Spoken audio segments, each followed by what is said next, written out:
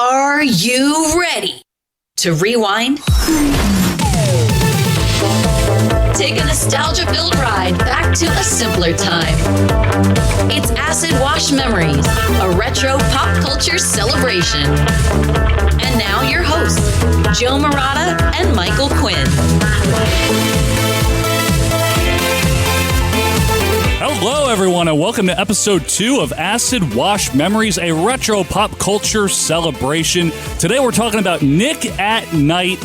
I am Joe Murata. I'm joined by Michael Quinn. How you doing there, Michael? Hello. Hello there. Nick at Nite. Nick at Nite. At Nite. Can't wait for this one. This is going to be a lot of fun here. Folks, we hope you had fun last week if you were with us for the Cola Wars. Yeah, the inaugural episode. Yep, the inaugural in this brawl. canon of Acid Wash in Memories. In this canon, not the pilot canon, which you can find on a different podcast Which, even though it's a pilot canon, it's 3 episodes, which isn't usually a pilot. 3 pilots. Yeah, it's okay. It took a while to get triple approved. Pilots. Yeah, triple pilots. But thank you guys for being with us here for another week as we take a nostalgia-filled ride back to a simpler time. As our the voice of Acid Wash Memories, Alyssa Marino I see you're says. imitating her. Yes, I'm already. imitating her. Okay. So anyway, folks, thank you for imitating somebody that likes us here as you listen to us. If this is your first time, check out our previous episode. There's one other one so far. Yeah, that's really it's not much to catch up on. No, you don't have other to. than the pilot episodes. Maybe they'll be pilots. on this feed. One day, I think the episode -3, -2, and -1. Exactly. Yeah. But thank you guys so much for being with us here. We hope you have fun with you here. Maybe you pass some time at work while you're listening to us, driving in the car, whatever you might be doing. That's why we're here. We're here to help you have fun. Yeah, it's right? fun time. Reminisce. It's fun time. And we're talking about Nick at Nite today, Michael Quinn. And Nick at Nite, especially in the 80s and really for us, people of our generation in the 90s, to me, it was synonymous with comfort. You're home away from home every night on Nick at Nite. Yes, comfort. And also, it felt like you were in the know about what your parents watched or something. And that's why the subtitle here is our portal to the past, right? Yes. Because why else, in all seriousness, would people that were born in, let's say, the mid-'80s or even early 80s, like some of you out there, or maybe even the late 70s or early 90s, why would you know some of these shows, that were on, these black and white shows? Well, because Nickelodeon wasn't playing cartoons, so Correct. It was time for Nick at Nite. Nicket, Nick at Nite for me. Better living through television. In case you've been living under a rock somewhere, or maybe in England, same thing, some would say. Just They kidding. didn't have Nick? I don't know or if they was had it Nick. like somebody else's name, like Terry or whatever? Terry? I don't know. Just Yeah, somebody else. Terrence at Nite. Yeah. If you didn't have Nickelodeon and you're not aware of what Nickelodeon was, the story will be unfolded for you very shortly. You kind of have to know what Nickelodeon is first to know what the hell Nick at Nite is. Right, exactly. You have to know what a crumpet is to understand cricket. Yeah. Same thing. The point that we're trying to make here is that Nick at Nite really meant a lot to me. It meant a lot to Quinn and probably countless people from our generation and younger and older because it was such a staple of the cable television lineup. And obviously Nickelodeon was the main channel that primarily occupied that cable channel space. Right. And Nickelodeon was both a children's television channel and also like a preteen, early teens. They had Teen Nick and Snick. Yeah. They kind of captured if you were under, 16 or lower. Yeah. They even had the children's stuff, like the baby stuff during the day. Yeah, it was actually a very well-produced channel, a very I even thought their well-programmed channel. scheduling was very smart. It was excellent. When the kids that are watching your usual preteen/teen stuff are at school, you put the little kid stuff on so they can get They're it. not at school. I mean, what a market, right? It's just it's sitting there. They don't go to school yet, so Exactly. put stuff on for them, right? Perfectly said. Sharon Lois and Bram's Elephant Show will be right back after these messages. Now, Nick at Nite, that portion of it, that debuted in July of 1985. But in order to get there, we have to go all the way back to the beginning of cable television. Now, this is a very brief history. This is a summation. This is not in-depth. Maybe one day, Quinn, we'll do a whole history of cable in the U.S., right? But the genesis of cable television was, believe it or not, in the late 1940s. And by 1952, there were 70 quote-unquote cable systems with a total of 14,000, that's it, subscribers. Oh, I thought you were going to say 7 subscribers. No. 'Cause who the hell had it before the 80s? But think about that. Maybe the late 70s. Only 14,000 across the U.S. By 1962, only 10 years later, there were now 800 cable providers and 850,000 subscribers. Say this, it's interesting that there was this amount of cable people in general, and I'll say that only because I remember even in the late 80s, the gist of it was, who's going to pay for TV? Well, yeah. Like, like that was like the kind of the mantra, right? Pay TV and cable TV companies are seeking the right to charge you for the very programs you now get free. If you want to stop pay TV and save free television, sign the petition in the lobby of this theater. And that's totally right. I mean, you got to remember, in the infancy of TV and the golden age of television in the 50s and into the early 60s, you bought your big television set. It was a big purchase. It was an asset. It was an expense, right? And it had rabbit ears on it. It had rabbit ears, and it had a tiny little screen, and it had cathode ray tubes in there, right? Mm-hmm. And what you would do is get your choice of like 3 or 4 channels and watch the over-the-air free broadcast. You can tune in this wonderful new Westinghouse television set with just one hand like this, because it has the sensational new Westinghouse single dial control. And you know what? You didn't even think about cable. That was the other thing. It was like No you were one just did. like, this is what's on. Like that's Correct. it. You know, This is and what's in on. some regions you had UHF. Yeah, like get so a that UHF was antenna. That was free. So it was like, oh, I can get more channels by Yeah. buying this thing, but I don't have to pay a subscription. But besides, the big markets, the big television stations such as NBC, ABC, CBS, and for a period of time, as we all know, the Dumont Network. Yeah, don't bring them up. Right? We won't bring them up again. This is the Dumont Television Network. Besides that, that's kind of what you were stuck with, right? So the idea of... It wasn't even on all day. Right. Before Signed our off at time. night. Yeah. It's They're true. like, you know what? We're done. We have nothing else We've for shown you. you everything. There's Like, no we'll other see- actors. We'll see you tomorrow at like 8 or something. Like, I don't know, whenever the news is on. Exactly. We got nothing else. There's no Yeah. other shows, folks. Yeah. We're sorry. And anyway... It's weird to think they didn't have enough stuff to occupy They didn't. like a 24-hour lineup. But they didn't back then, and that's how much TV was in its infancy. So the idea of paying for cable, like Quinn said, no one was doing that. It was very niche in the same way, Quinn, that yes, the internet was around well before the World Wide Web was established and became more popular in the 90s.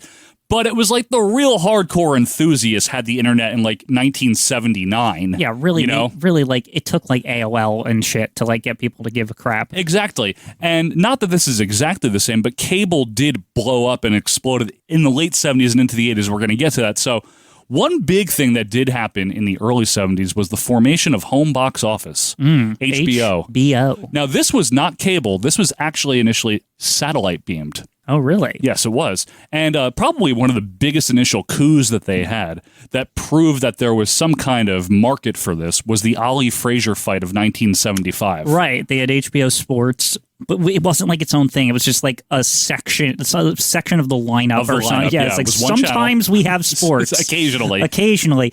But the main draw, you have to remember, this is a time before like VHS and shit, right? It literally is, yes. This is a channel that plays feature-length movies unedited. Correct. Which they were edited previously on television. On television, yeah. All day. And not just that, unedited movies on television, but like newish. Like Right. they were just in the movies. Because unless you had a reel-to-reel player and you could obtain a copy, your only chance of seeing it again is if they played it on TV and edited form, or if they reran it in your local theater. Yeah. You know? Or like, what if, like, for example, you wanted to see E.T., right? But, life was busy. You couldn't take the kids, whatever, right? Or, I don't know, you were on a trip in Panama. I don't know. Or you went to Panama. You were just not in the country, right? That's the only way you wouldn't see E.T. is if you were went in the on an country. African safari. Okay, You went sure. up the Swiss Alps. I don't know. You went to the Berlin Wall. Whatever, right? You Sure. were doing that, Uh-huh. and you missed out. Like, You're you a didn't- loser. You came back, and all your friends were like, E.T. It was the greatest thing ever. You missed it because you didn't get to go to the movies, right? Well, in a couple of months, HBO. Right. We have E.T. Very fine rendition, Yeah. Quinn. It's like they're playing it right here in the room with us. Yeah, exactly. Now, something big happened, though, also. Speaking of satellites, there was a man named Ted Turner. And he formed, out of Atlanta, the Superstation WTBS. From Turner Broadcasting System, you're watching Superstation WTBS, Atlanta. And what that meant is places other than Atlanta were actually able to get this station via satellite, and it ran old television programming. Another great idea. Exactly. TV movies and things like that. And then there was this little court case called HBO versus the FCC in 1977. What was their problem? The FCC was all pissy because obviously the Federal Communications Company. But they have authority. They were all pissy at the satellite uplinks and HBO in particular because they were taking away now from broadcast television over the air. That's actually a legitimate concern if you think about it. If you recall, this goes back to the why do they have to say their name and shit like that? Station identification. Because there literally is only so many wavelengths and all that stuff. Correct. So it's like actually the FCC's responsibility to make sure some dork doesn't come in and hog up all the waves, right? Right. And what the FCC wanted to do was kind of put limitations on what cable could do. Right. But because you weren't here first, basically, correct. right? Yes, you're encroaching. You're incoming. You're incoming. So you got to get in the back of the line. We're the establishment here. Yeah. But the ruling of the HBO versus FCC stipulated that the FCC was not justified in restricting cable TV in order to protect the broadcast networks. Yeah? Good. And following this first ruling, there was a whole slew of court decisions. The writing of the rules for cable, if you will. Correct. The constitution of cable. And all the FCC's pissing and moaning was kind of for naught because the cable operators gained their right to air current movies, sporting events, and other services in the top TV markets, Michael Quinn. That includes porn, doesn't it? Probably. Yeah. Anyway, Cinemax, anybody? Yeah. So by 1979, if you remember where we were in the early 50s, 1979, there were already 16 million subscribers. Now, it's still a drop in the bucket considering all the televisions in the U.S., right? Mm-hmm. But we're definitely exponentially increasing. Now, if you're wondering why we're going through all of this, it matters. It matters. ESPN debuted in 1979. The ESPN. The ESPN, the first actual 24-hour sports cable channel. Hi, I'm Lee Leonard welcoming you to Bristol, Connecticut, 110 miles from New York City. Why Bristol? Because here in Bristol is where all the sports action is as of right now. And we're just minutes away from the first event on the ESPN schedule. That must have been like a revelation, right? It was yes. like, wait a sec, I can get the MLB scores all day? Because there was no internet. Right, unless you were a real hardcore yeah, enthusiast. exactly. Exactly. It's like, I missed the Phillies game or whatever you're interested in, right? That's what Harry Callis was talking about. Yeah. But guess what else formed in 1979, Michael Quinn? What? Nickelodeon. Ah, there it is. There's our friend. There's our friend. But we're still not even at the Nick part and the night. Right, no night. It's daytime only. It's just Nickelodeon. And I'm not being funny. It really was daytime only. They didn't have overnight programming yet. I mean, the early days of cable, a lot of people, it's hard to fathom, I think, for a lot of people, but they really didn't have, they were just desperately trying to fill this time. It's true, though. Yeah. You're 100% right. So Nickelodeon had previously kind of formed under a test broadcast called the QB Network in December of 77, but Nickelodeon in earnest, April of 79. Nickelodeon. Innovative, non-commercial, cable television programming for young people.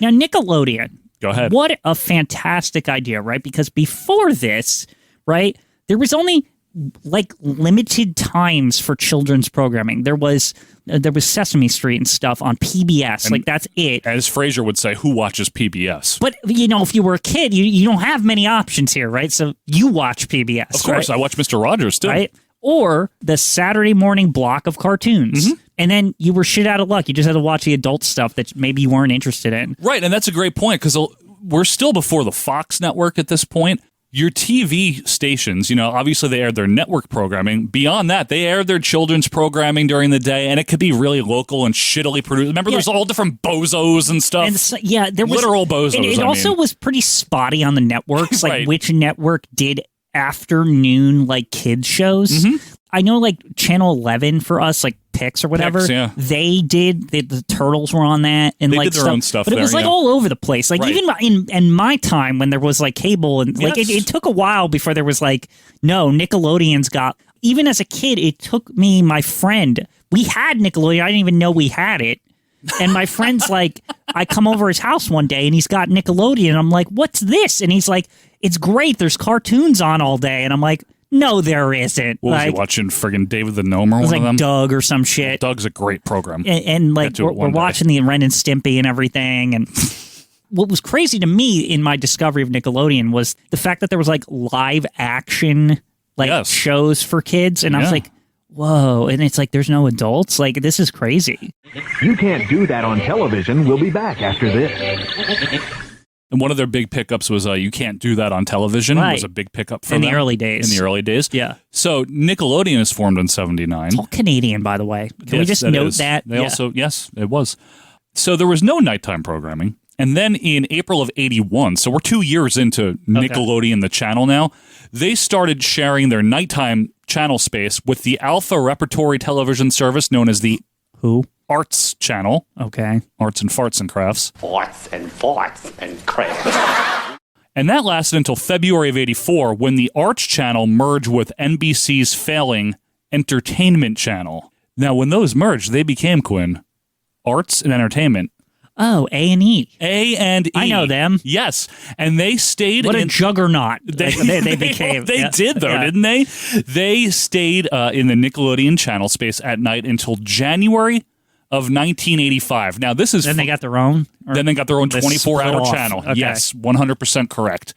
Now, this to me is still very quaint. Tell me what you think of this. Nickelodeon was running at night just text promos on screen for their daytime programming. Just text? Yeah, just just, scrolling that's text? all it would be, was just like text on the screen. Oh, Doug's going to be on or whatever the fuck. Well, not in 85, I don't think so. But you can't do that on television. Yeah, Might be on tomorrow. exactly. We're not sure. And that went on for 6 months until July 1st, 1985. Ooh. When Nick at Night was launched. And the idea behind this was, well, if we're going to share the channel space, let's share it with ourselves. Right. Let's do a rebranding for the nighttime block where it's adult-focused programming. This draws in the people that remember the first time these shows ran. Now they can watch them again. Yeah, I think the main crazy thing to me about this, why it's novel, like you said, there was re-airings of shows and stuff had been done before. Sure. But what this did is it went and found like really old shit, right? Yes. Like things that our parents grew up with Exactly. that we didn't know about. And for the parents, it was great because I remember there was buzz even among my own parents about Nick at Night, about how like... Mine too. Oh, I remember that show. It was great. I haven't seen it in years. Yeah, or like, you're going to love it. I loved it when I was your age. Like that kind of thing. So it was like one of those things like families could share together, right? Bingo, Quinn. It was a perfect idea. It was. So what we're going to do now, folks, in our typical style here is we're going to run through some of these shows and then we will talk about them as we see fit. There's some that I have nothing to say about, obviously. Okay. But the first thing I'm going to do is just the launch shows that all launched on July 1st, 1985. Let's run them down. Okay. The original Dennis the Menace show. I kind of remember it, like still being on there. Was on until March of 90. Yeah. The Donna Reed show, which I just want to say, it was on for 10 years and I never once watched it. I never watched it either. What? Did anyone watch that? We want to hear from the Donna Reed fans out there, okay? I'm sure there's like huge fans. Beware. Nick at Night scientists have discovered powerful subliminal messages embedded in the Donna Reed show. Now, the next one, this one, I remember watching a shit ton of this, and it was on during the day sometimes. Yes, this show was ubiquitous. I'm sure it was also on in syndication on our local stations, too, because I saw it all over the place. We're talking, of course, about Lassie. So that's a name I haven't really thought about in a long time. Lassie, you know, was to me like a very deceptively good show. And I'll tell you why. Really, no. Because anytime it would come on, it's like, oh, Lassie, da-da-da-da. Like, you know, it's all peaceful and shit. The orchestra's and like, in the room again. And as you're a kid, you're kind of like, this looks stupid, right? And then you get drawn in because, like, honestly, first of all, the family was kind of like, they kind of seemed like pretty normal, like to the point of, oh, I can see this family existing now. Like they weren't like 50s-ish or whatever. They were just very like average. You think so? Yeah, they were. I don't know. I got to know them as a viewer, right? Heard it here first, folks. So, and the other part, the stories were kind of like, I wouldn't say like action-packed, but they had a little action to them. Like shit would happen on Lassie. And they were unique for their time. Lassie started in 54. Yeah. I'll never forget the episode where the mom and the family, her leg gets caught in like a deer trap or something, and it looks hideous. And like Lassie's got to go fucking like tell everyone like what's up, but they're like really out there. Did she say the words, or how did she tell them? Oh, she had to like go, you know, woof woof woof woof, and like they had to like Lassie's like trying to convince them and stuff. that like mom's like in the woods somewhere and trying to convince them they didn't believe Lassie. I don't remember. And then, you know, some old man with a fucking shotgun shows up, you know, like typical. You know, it's like I'll find her or whatever. Typical Lassie fare. I forget, or the dad or whatever he was. But I just remember, I specifically remember because the bear trap was very like brutal looking, and I was like, this poor woman, like they need to like save her, like Lassie, do something. I don't know, man. It was the 50s. It might not have been special effects. I'll just say this: put it that way. Thank God she took Lassie with her when course. she was in her convertible Model T or whatever. If you're going to be gallivanting around in the 50s and you have Lassie, you take her with you. Yeah. And Nick at Night took it with them all the way until 1996. This was still airing on Nick at Night. So, I mean, I'm sure a lot of us out there listening heard this one. I'll be interested if its sister show was on Nick at Night. It was. I know the one you're in. Okay. Don't spoil it, okay? Yeah. National Geographic Explorer, never watched it. No. It's been on multiple channels, though. Yeah, I swear this was also like on other things. It was on TBS when they revived. It had revivals. Like it started in 85, but it's like specials. Maybe the TBS runs the one I saw because that's in the 90s. It's also on CNBC. Yeah. Very smart. Very smart. And MSNBC. It was like they're like, we're gonna go to that's Jacques Cousteau. No, that's the National Geographic song. You can play it you can insert it.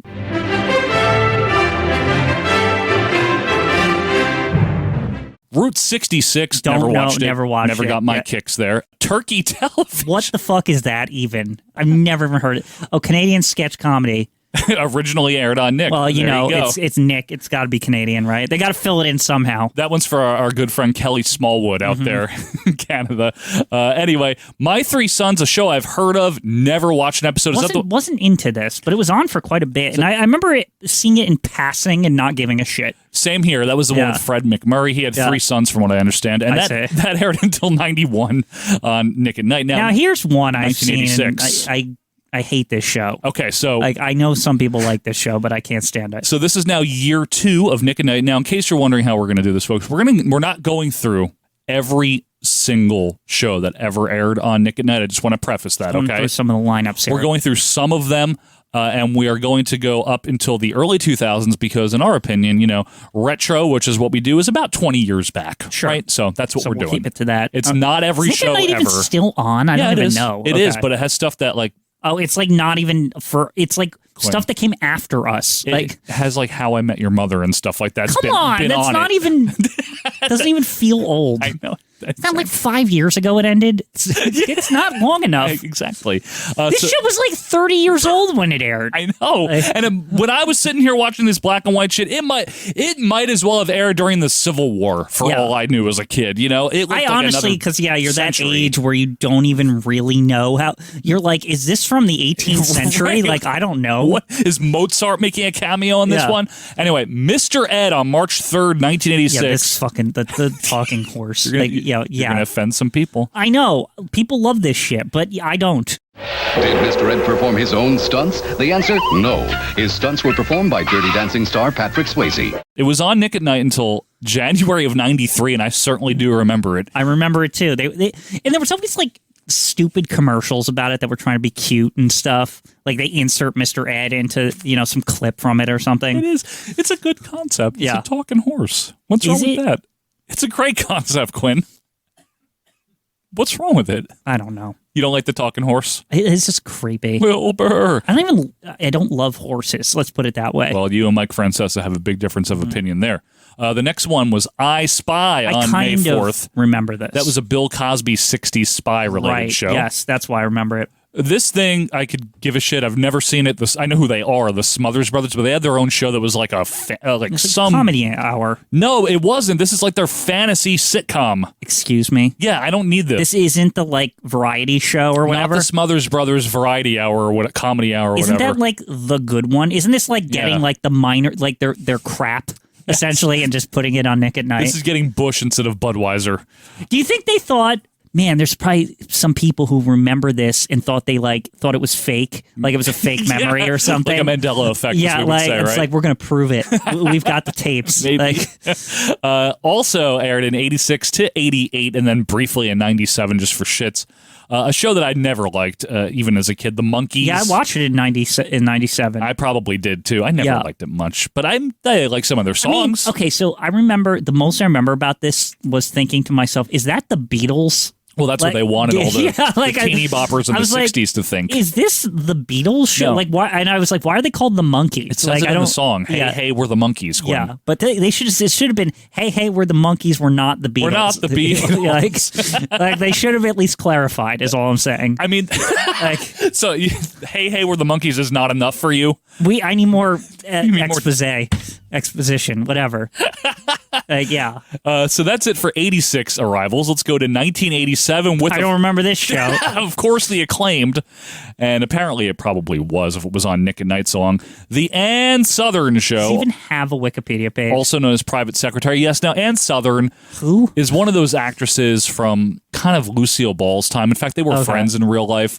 Is this a case of I know Lucy and Lucy owns a production company like situation? Well, I wouldn't be surprised if her shows were made by Desi Liu. I'd have to confirm. Yeah, where Desi Arnaz was the executive producer of her shows. I feel like so. There you go. Okay, do you feel like there was a weird TV empire of Lucy, but not even just Desilu, but all her frickin' friends in the she business. Had people that she loved to work. Like Gail Gordon was one of the guys, and it's and you get a show, and you get a show, that kind of thing. Probably, but when with all her power. But when you're number one, the way I Love Lucy was, you have the ability to throw your weight around. Imagine that kind of power where you're so successful in TV that you can just it's kind of like how Oprah is now, how she can just be that person gets a TV show. Yeah. You know what I mean? Just that. Oprah doesn't even do stuff anymore. She occasionally does things. She more just points at people and says that you're going to get a thing now. I think that's exactly what she does. So does so do the Kardashians too, right. if you want to be honest here. Bad News Bears, I never watched it. Not gonna lie. I didn't. I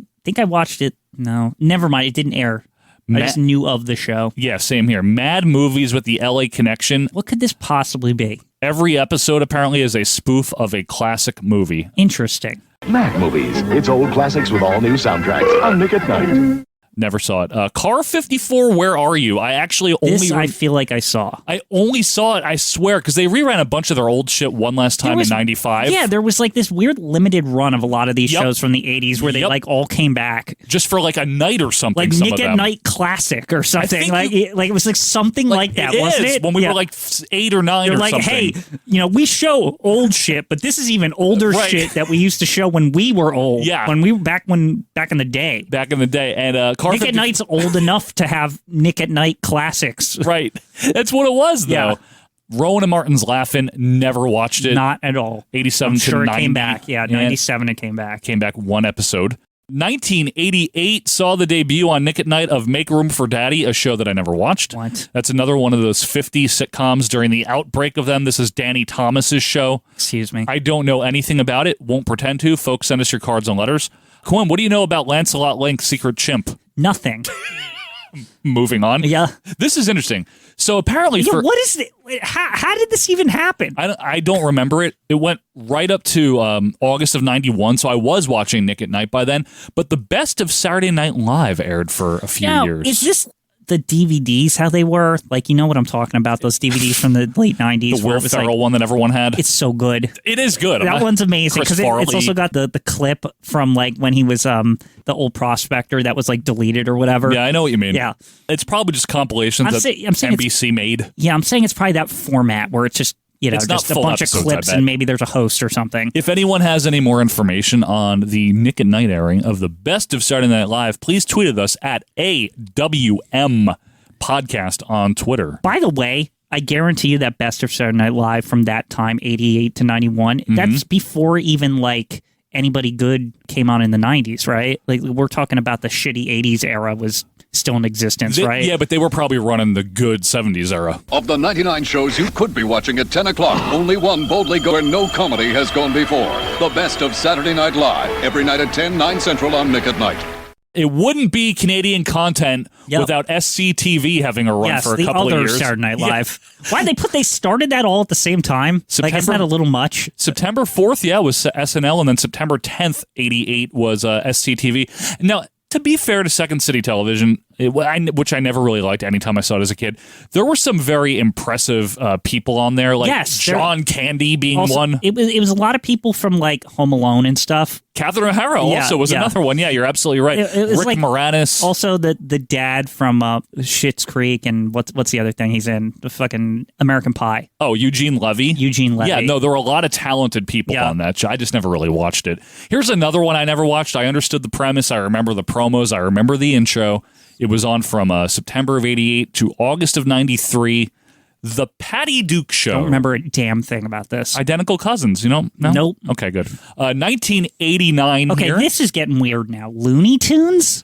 Yeah, I remember that. On Nick at Night? I do remember it. I don't know what night of the week. Wasn't that on during the day on Nick? Because that's what I remember. They might have ran it on was Nick at Night on Saturday and Sunday? Yeah, it was, right? Yeah. Before Snick, I mean. It's really weird. Maybe they ran it on a Sunday or something when the kids, before they go back to school. I used to have a tape or like a tape collection that was like 8 hours of fucking Looney Tunes. Oh, that's a great collection. Yeah, it was awesome. amazing. I loved I'd watch it a million times.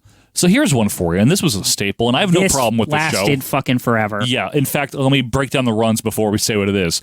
September of 89 to August of 91, but then again, the second run, June of 94 until August of 2000. We are, of course, talking about Bewitched. Yes, Bewitched. Did you like it? I didn't mind it. No, I mean, I love this show. I didn't mind it. It was, I don't know, like to me, so it was always between this and I Dream of Jeannie. They felt like very similar. They're very similar. I think I like Bewitched. No, I like Jeannie more. I like Jeannie more. I think I like Jeannie more, actually. You know what it was? Samantha felt less personable to me than Jeannie for some reason, and I don't know why. I can't explain that to you.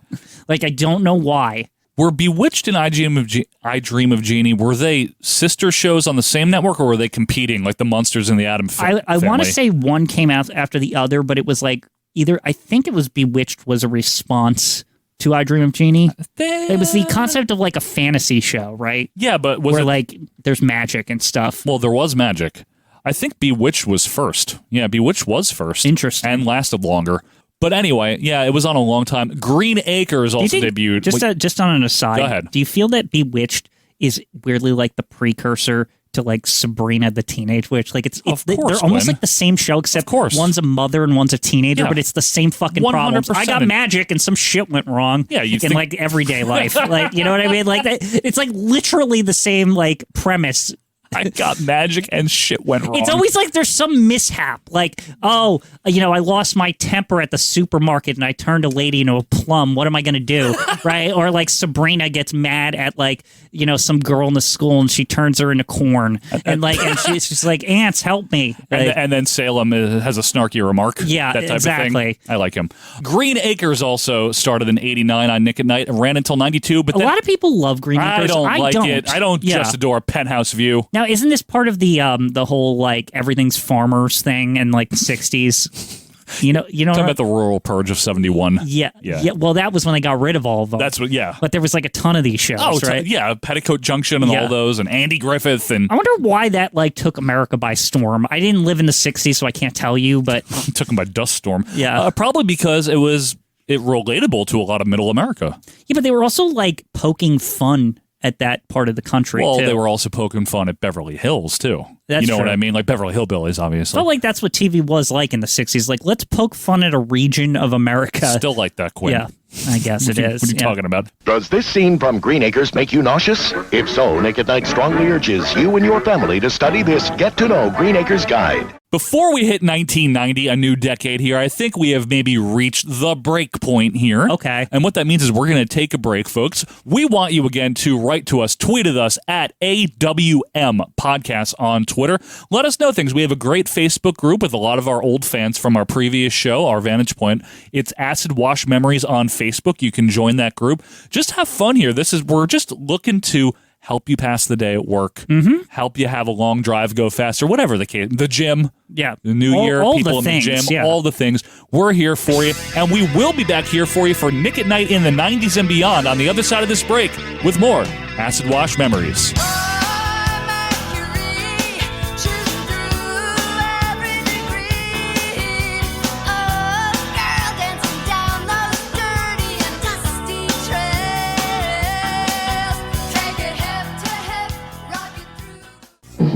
here all by yourself. I'm 8 years old. You think I'd be here alone? I don't think so. What would you do if your parents accidentally left you home alone? Well, how about shopping? Shaving? Crowbars up. This is my house. I have to defend it. And good old-fashioned crime fighting. Yes. Home Alone. Critics are calling it the funniest movie of 1990. Rated PG. Sneak preview Saturday night, 6 p.m. and 8 p.m. Check newspapers. Back home in Minnesota, Brandon Walsh got straight A's. But in the high-pressured world of Beverly Hills... You stole the test, didn't you? Being smart may not be enough. Everybody cheats. We're not gonna get caught. Welcome to Beverly Hills 90210 tonight. It's your future. In a recent survey of TV land towns, Hooterville ranked an exceptional 172nd overall, coming in first in indigestion, 99th in recreation, and 214th in sanitation. Wipe your feet, Fred. Why don't you wipe yours? Because I don't own a pig farm. Hooterville. It's why Green Acres is the place to be every night on Nick at Night. And now we return to more acid-washed memories. And welcome back to Acid Wash Memories here. We're talking about Nick at Night, our portal to the past. I'm Joe Morano. That's, of course, Michael Quinn. How you doing? Hiya. Hiya. This has been fun so far, hasn't it? I love going through these old shows. You know what the funny thing is? A lot of them would like repeat in the 90s, so I didn't really miss most of this shit. Yeah, they ran them at least one time. I remember some of the names, yeah. 100%. So it's always fun, and like Nick at Night, it does hold a weird place in my heart, I'll have to admit. Well, that's like we were saying in the beginning here. There's some comfort, I think, for people born between maybe I don't want to speak for everyone, but maybe the early mid-70s to the early 90s, there's a span there. It does weirdly explain, though. There was like a weird obsession that I'm realizing going through all this about like how like television producers were like, well, back in my day, like, like it's like we're going to show them. We're going to put these shows on in prime time. It worked, man. Yeah. I still think it's like such a interesting idea. It's more interesting at the beginning is because the shows were actually really old. Like they weren't like from like 4 years ago. Like they do now. Yeah, exactly. Literally. So let us know your Nick and Night memories, like we said, at AWM Podcast on Twitter. Join our Facebook group. It's a lot of fun there. Let's pick it up, Quinn, as we look at the lineups that started in 1990, the shows that were added. No idea what this is. America 2 Nite. What? Ran until 93. What's with the 2? Oh, okay. It is a continuation of another show that was known as Fernwood Tonight. Excuse me. Which also was 90 to 93 on Nick at Night. Feels like a deep cut that only Nick at Night could get away with. I bet you there's people that know. So, okay. Martin Mull was actually the host, and Fred Willard. Interesting. Now, you obviously, those of you that like Roseanne would know that those two would be paired again as Leon and Scott. Yes. On Roseanne. That's very interesting. I by the way, Martin Mull, big fan. Fred Willard, big fan. Mm-hmm. I like both of them. But anyway, so Fernwood Tonight and America Tonight are both in the same universe, and they were basically a talk show parody. Recently watching Laverne and Shirley, and I think it's Fred Willard was on it as like a thief or something. Probably. Yeah. He was a busy man. In 1977, Fernwood Tonight debuted, and the critics went wild. Ahead of its time, they said. Daring, outrageous. Let's just cut through all the flack here. Let's get right down to it and just kind of bring this thing out in the open. All right, it got canceled. Anyway, here's the point. If you missed it the first time, you get another chance. Because finally, Fernwood Tonight is back, and Nick at Night's got it. Quinn, what do you know about the many loves of Dobie Gillis? Nothing. And it ran in our lifetime till 93. I don't remember this at all. What the hell is this show? For those of you that, Hey, is that Gilligan I see? That is 100% Bob Denver in this show. Okay, so this was Bob Denver's show, but I guess he wasn't the main star. Dwayne Hickman was. Oh. But Bob Denver was on this before Gilligan because this ran from 59 to 63. Don't call him Bob Denver. Everyone knows he's Gilligan. Okay, excuse me. I'm He's sorry. been Gilligan trying forever. to be polite. Yeah. That's definitely on Nick at Night later, right? Oh, hell yeah. He's in the Nick at Night Gilligan? canon. Yeah. In the Nick canon? Yeah. Yeah, a lot of people are. Oh, come on! Alfred Hitchcock Presents. This I remember. I liked it. I loved this show. Me too. This show was cool because they were like mini Hitchcock films every week. Yes, and they would have some old footage of him in it. Remember in the intro? Hi, I wrote this story and look at my silhouette. And he'd say something sort of sinister at the end, and then there'd be like an outline of his face. Yeah, you're 100%. Like, yeah, that's right. Thank you for allowing me to come into your living rooms. That ran until New Year's Eve of '94. I mean, I definitely remember that one. I watched it. I actually They kind of liked just it. stopped after '95 with this. This feels like something they could bring back all the time. It was good. They're like short enough that they're not as memorable, Right. so you can kind of like get away with it, right? Like, Exactly. Yeah. I would love to see that again. I'm surprised it just hasn't never come back. It was a good show. I mean, it was originally from the 50s. It was Yeah. not like Nick at Night produced it. These are all acquired programs, by the way, folks. So, Well, like, we're aware of that. duh. Yeah. Yeah.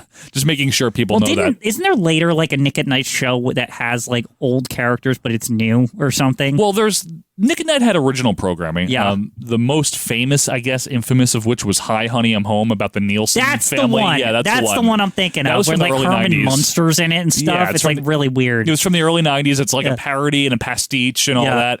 We're not really going to talk about too much the original program, but that was the biggest one. Yeah.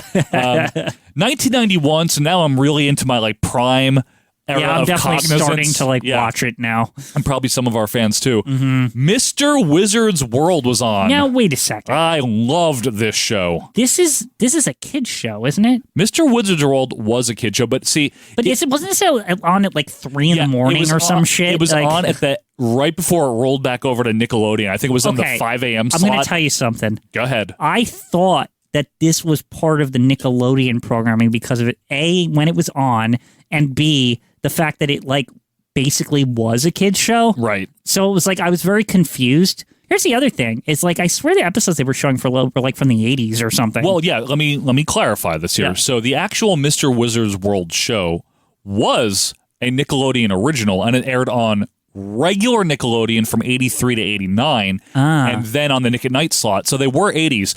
But just to give a quick shout out to Mr. Wizard. Oh, you really like Mr. Wizard? Well, I just want to be fair here. I could barely be. I was like, what's on to like I was like. Well, if you're up so at 5 and watching this, something's wrong in some regard. It's usually you were sick. I was going to say you either woke you're up sick. like really sick and you're like can't go back to bed and you're like scrounged up on the couch like feeling like shit. That might and be Mr. why Wizard's on. That might be why some people don't have positive memories of watching the show. You know, because you just got food Like, I poisoning feel or like shit. diarrhea or something. Because that's like when you're a kid, you get out of school, it's like joyous, even though you're sick or whatever. Yeah, of course. But like, We all know if that. you're out of school and you're sick and you woke up at 5, that is not a joyous moment. No, like that it's is not. like, oh, this is really bad. Something's Like, wrong. Yeah, Yeah. like, this isn't good. But to give Mr. Wizard his due, because he had a previous show, obviously, way before that in the 50s into the 60s, he was the template, the influence, and kind of the trendsetter for people like Bill Nye the Science Guy, Beakman's World, another fun show from the Science 90s. shows. Science shows, but making it fun for kids in a small way. Even Good Yeah. Eats with Alton Brown was influenced by the show. He did things that kids found cool, and I liked it. Why would I be shaking up a bottle of plain water? I'm not sure, but You don't think it's plain water? no, because of all the The bubbles in Bubbles, there. yeah. And what's inside, Water and what? vapor gas. Yeah, carbon dioxide gas. That's a good connection you made with Bill Nye because I really feel like Bill Nye essentially was a revival of this. This is a right? 90s version of it. Yeah, Yeah. 100% was. And kids were already aware of the science concept because of Mr. Wizard and Beakman. Bill Nye just slipped right in there. And he did a good job. Taught me about the universe and like Exactly. things that blow up and stuff. There you go. 1991 saw the debut on Nick at Night until New Year's Eve of 95 of a show that I actually really do like, Dragnet. The show's fun. Now, It's pretty like mellow every time I turned it on, though. I remember this. It's a gritty, mellow police procedural and drama. But here's the deal, just to be clear, in case we have any hardcore Dragnet fans out there. I'm sure we do. We probably do. Yeah. This is the second one. This is not the original black and white Right. 50s one. This is the revival from 67 to 70. I know there's like that distinction that, and people get like really. I've They get heard that very pissy I've about heard the this second one. sub like culture on the internet about Dragnet like culture. Dragnet original or the it's like, real. you better fucking like the second one or like you hey the first one's way fucking better like Yep. and it's like they'll fight each other. It's real though. That's a I wonder real if thing. there's like Dragnet conventions and shit. In It was on 2023. long enough. It was on like 20 years or something like between the both iterations. It was Like, right, and then there were films and revivals and Yeah. shit. But this is the second People one. love that. It was a good show, Yeah. man. It's a good show. Dry humor. It's Occasionally. all right. Yeah. I liked it. Dragnet. It's the comp classic to watch while you're doing time or anytime, every night on Nick at Night. This one though, I liked even more. Yes. Don Adams, Inspector Gadget himself, the one and only Get Smart. Now, Get Smart, that's more of like a comedy, right? It's like a parody of James Bond and Spy. Maybe Dragnet, too. And to an extent, I think shows like Dragnet. Yeah. Get Smart was on from 65 until 70. Who was in Get Smart, the like newer movie? Wasn't it like Steve Carell? Steve Carell, but who was the girl? Was what's her head? Who I don't like? Anne Hathaway. Anne Hathaway, yeah, her. People just don't like her for no reason. She's a fine actress, and people just started hating her 10 years ago. You know what became cool to do. You know what the problem is with Anne Hathaway? She never hurt anybody. Is that she started taking on roles that like embellished on the hateable personality. Oh, well. Like she took I watched this recent thing actress where she played the wife of that fucking guy who owned WeWork, and she's like insufferable. But is she supposed to be? She is, but it's good acting, isn't it? The worst part about it is it's like how you imagine Anne Hathaway is. And I think that's like why the role just is way too on the nose. I think she's a nice lady. Yeah. But Don Adams was tremendous in Get Smart, and his voice was already familiar to kids of our generation because of Inspector Gadget, which was rerunning all over TV. That's true. Who's the very best spy in TV land? We know who and why. Now all we have to do is find out where and when. Get Smart. Weeknights at 9, 8 Central on Nick at Night. I loved Get Smart because I legitimately found it funny. It had very funny sight gags and jokes. It was a good one. It was a very fun show. I had no idea Inspector Gadget was that old when I was watching it, by the way. Yeah, I know. I thought it was new. Yeah, I was like, oh, are these just like new cartoons? Because it seemed like an endless supply of like, I didn't see this one. Like, exactly. There's like 100 of them. Like, what the fuck? You're right, though. But yeah, Get Smart had a long run, and rightfully so. So did Mork and Mindy. Now, I remember this one being on all the time. Mork and Mindy. 91 to 95. And I remember like Robin Williams, obviously. Okay, so two things with this, right? Yep. It always fascinated me as a child that this was a spinoff of Happy Days, first of all, right? Yeah, because when you're watching Nick at Night as a kid, you have no connection. What do you Yes, know? but my parents would always say, oh, he was like in Richie's house or whatever that time. And like Mork from Bork. I was like, really? I'm like, and then finally when like Nick at Night started airing Happy Days, I finally got to see the episode. But like, you did? Yeah, and I was like, this is crazy. And also, that episode's fucking weird of Happy With Mork? It's like in the middle of one of the normal seasons, so it's like it's like before Fonzie was doing dumb shit every week. Like before he jumped the shark? Yeah, so it's like weird that Mork is in just this random weirdo episode of Happy Days. Just being Mork. Just being very and then Mork. he just goes away and you never see him again Good. in Happy Days. Well, he was with Mindy. Yeah. Yeah, this was on for several years, and deservedly so. It was a popular show. The other one here, I actually did watch this one a lot. My grandfather and I watched this because, again, generationally, This is not the Lois and Clark. No, Quinn. This is the Adventures of Superman. This was the one with George Reeves, not to be confused with Christopher Reeve, which is very interesting. Was that ever confusing to you as a kid? Yes. It was like I was like, Yes. is he his son or something? Yes, Like, it was confusing, seriously. Yeah, it's like, I don't get what it. was this? Crooks still haven't learned. Bullets can't harm Superman. I know it sounds incredible, but you must believe it. See and believe. Superman every night on Nick at Night. The Adventures of Superman, I'm sure most of you guys have seen it. It had a season or two in black and white, and then it was in color. Now this, when they put this on, this was old as shit. This was legitimately like 40 years old, this show. Yeah, like this is one of the rare shows because like this seemed old even for Nick at Night to be putting on, right? Because I mean, like Dragnet, late 60s, right? Yeah. Mork and Mindy, 70s. This seemed like a reach. This is a old show. Yeah. But I'll tell you what, I knew who Superman was as a kid. I didn't mind Everyone it. knew who Superman was. Well, that's the whole point of it being on. My grandfather, who was born in 26, so he was actually in his 20s when that show started, believe You know it what's or got to not. be fucking cool about being being born in the 20s and shit? The greatest generation? Superman was like new. Like you got to see like when you saw the origin story of Superman, you were seeing like the actual like it play out in front of you on like the newspapers You're and right. stuff. Like You're right. and like you knew all the shit about Superman because he was just like this new character and everyone was following him, right? You're 100% Kind of like when the Turtles were for us, right? Exactly. And then Yeah, they the have Turtles and the but- Power Rangers But then in and- every successive Turtle thing, they got to re-explain like where the fuck they came from. And like, I know this already, right? Now, like your grandfather probably felt like that whenever they like retell Superman. He's like, I know this shit. Like, give me more. He was I want new Superman stuff. He right? loved it. Yeah. He also liked the 93 Lois and Clark. It was He did. good. He was very big on that show. It was excellent. I know. I don't care. One And day. I did go back and watch. It's hideous now. No, it's not a good show It now, aged like really in bad. quality, but Yeah. I loved it. Right in, folks.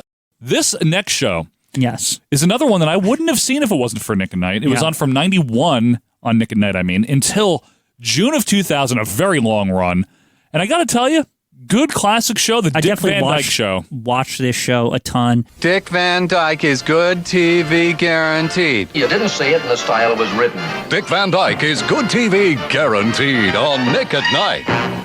You know what's funny? You were the one that tuned me into this because I never noticed it when I watched it, but how he would like sometimes not trip over it or whatever. On purpose, yeah. But like, you know what's funny about that is like, that was like another Mandela effect thing for me. I think it is for a lot I was of like, people. I kind of didn't believe you. I was like, what? No, it's always the same. He comes in the door and he like trips over it or whatever. Sometimes he doesn't. And you're like, no, he doesn't sometimes. And I'm like, what are you talking about sometimes? They just pre-tape it once and they always play it. What He do you mean? doesn't always trip. But like, it's from that time too where I wouldn't put it past them that they recorded the opening every week. No, it wasn't live, but they had a few different openings. Did you know, Quinn, there's also an alternate third one? What happens instead of not tripping over He it? avoids the ottoman, but then he trips on the rug. Ah, that makes sense. But Dick Van Dyke, folks, was the first that I know of meta show where he was like a writer of a sitcom. Like this is Carl Reiner. You guys know the show, I'm sure. What very popular. You know what really got me about this show, which really confused the shit out of me as a kid? Is that his wife is Mary Tyler Moore. But I thought, as a kid, I was like, did his wife divorce him and like move to like fucking Milwaukee or wherever she is? A lot of people thought or that. Where does she live? Minnesota, yeah. Minneapolis. The Twin Cities, that's it. Yes, the Twin Cities. That's what I'm thinking of. And the last debut for 91 was October 5th, and it ran until September 95. The fuck is this? Never heard of this. I have no recollection of F Troop. Okay. So it was apparently a Western. Oh, that's why I didn't watch it. I wasn't into that. Yeah. Now there were only moving on. Yeah, seriously. There were only 2 debuts on Nick at Night in 1992, but holy shit, they're biggies. They're doozies. Yeah. So first of all, one of them's jank though. Again, I'm going to be fair to this show because it's it's much like Shemp Howard. It's one of the things that gets unfairly compared to what came before it. The Lucy Show. Now, I'm not saying, for those of you younger fans. Now, I just want to establish something. Is this the one where Lucy and Ethel are like really old and it's like weird? They're not really old, no. You know, they're like in their 40s, early 50s. They're like in their 50s, yes. Yeah. 2 single women living on the edge. Lucy, Vivian, together on Nick at Night. Okay, so the Lucy Show aired from 62 to 68.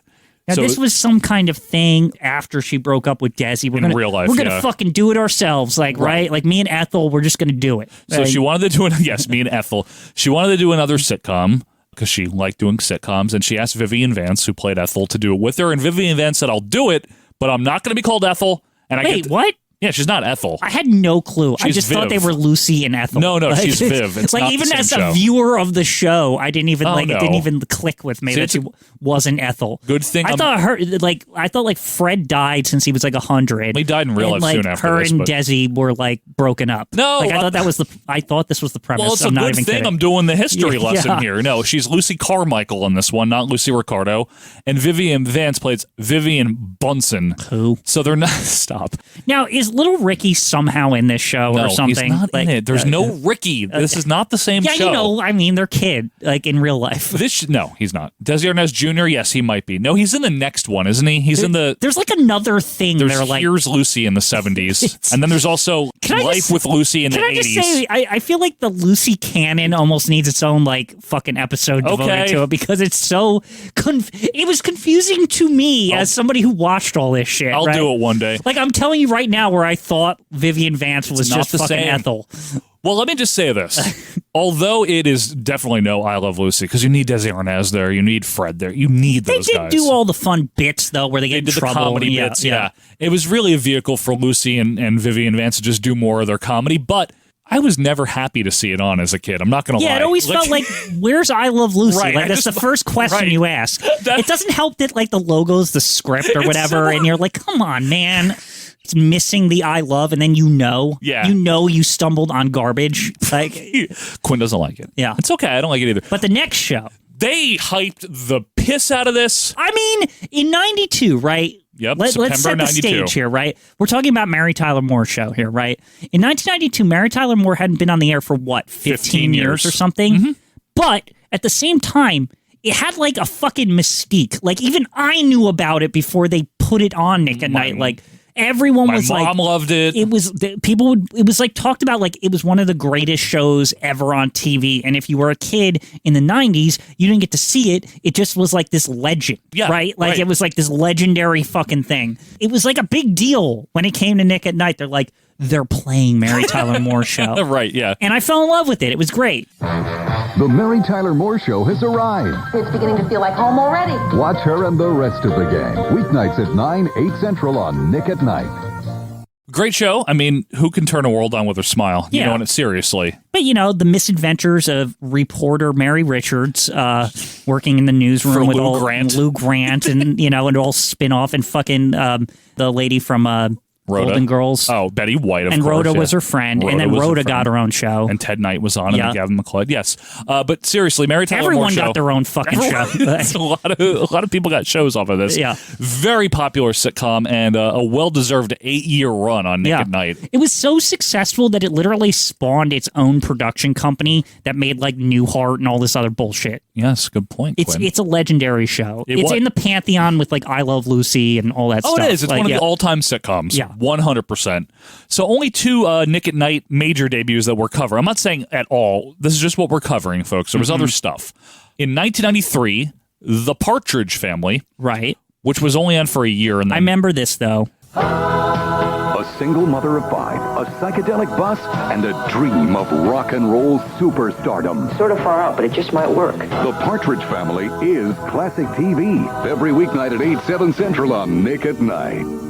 I remember thinking it was going to be better than it was, Yeah. and it didn't really live up to my expectations as a Nick at Night viewer. This was my mom's, our parents, both of us, Quinn, their generation, a late Right. 60s, early 70s But show. I was expecting, you know what I was expecting as a viewer? Something at the level of the Brady Bunch, but they That's were not like a high level at all. Yeah, but at least the Brady Bunch I liked. I enjoyed watching Yeah, I it. guess I did, I was too. like, this just feels like a jank version of the Brady Bunch. Well, it kind of was, right? Yeah, I mean, it's like not as good. although wasn't it first? It might have been. But The it Brady wasn't Bunch as good. they formed their own band too, and they were fine. Well, I always thought the Bradys were ripping off the Partridge Family with It their didn't band. matter though because they were the fucking Brady Bunch. They could easily like eclipse the Partridge Family. They did eclipse them Yeah. in all aspects. I think They were even doing concerts in real life. They were so damn good. so were the Partridges, Yeah. weren't they? David Cassidy. Greg and is way too old and shit. Like, not the mustache though, right? Remember the mustache era? remember when they like come back later and like in the 80s or whatever? Greg looks like he's 50. Like, and you're like, what the fuck happened? The like, Christmas movie, you mean? Yeah, like- Very Brady Christmas. Yeah, he looks like his dad. Like they're the same age or something. It's very sad. Yeah. And then another one, and another all-time sitcom, The Bob Newhart Now Show. this that was his isn't- first one. Okay. See, what upset me about this? This was the point in time as a kid where I started hearing like stories about like I would watch specials or like the greatest endings to TV shows. Right. I remember watching a chunk of this The Bob Newhart Show. The right. first one, yeah. Expecting to see the Oh. episode with the ending where he wakes up, but it's the Bob Newhart Show is like. The Newhart Show is a dream, and he just wakes up back in Bob Newhart Show. Yeah, but that's in like 1990, isn't it? When's Newhart?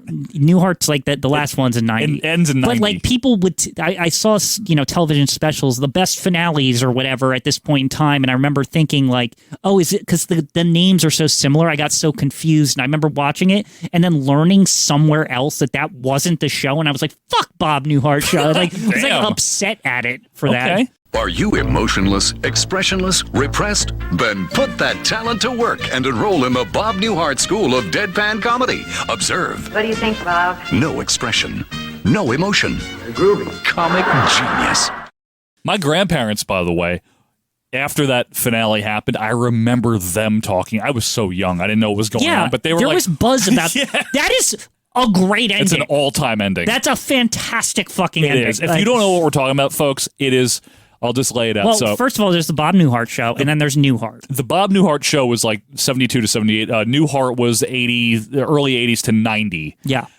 And they're totally unrelated other than the star of the show is Bob Newhart himself, right? Right. Totally different show other than different that. people, Yep. like different location, Yep. everything's different, right? At the end of Newhart in 1990, He goes to bed. He wakes up, and in his original Bob Newhart bedroom set with his original actress that played his wife. The best part is that you don't know it's his wife at first. He wakes up and the crowd's laughing because the set's the same. Yeah, they think that's They cool. don't know who's under the blanket. Yes. And then, because you think he's going to turn over and it's his wife from the show, but it's his wife from Newhart. Yep. Or the Bob Newhart show. And then, literally the live studio audience is, losing their fucking shit. It's amazing. It's a great ending. You won't believe the dream I just had. What? But don't you want to hear about it?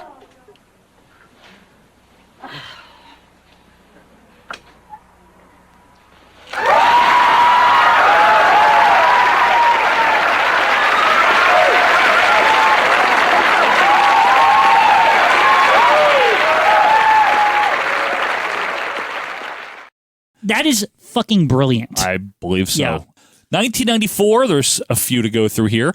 Okay, here's another big one. This is a juggernaut. I Love Lucy. Yeah, we finally got Real Lucy. Real Lucy. I remember that being a big deal. Oh my God. And that ran until September of 2001. I must have watched 7,000 fucking episodes of I Love Lucy on Nick at Night. I think show. There was a point in my life where I just always turned this shit on. Well, remember when they had Block Party Summer? Yeah. Lucy had one of the days. I forget which day, but she did. Yeah, we didn't even talk about that, how Nick at Night, there was these weird periods where it played longer than usual or something. Well, in the summer, they would do a block of the shows each night of the week. So there was Bewitched Be Wednesdays. Remember that?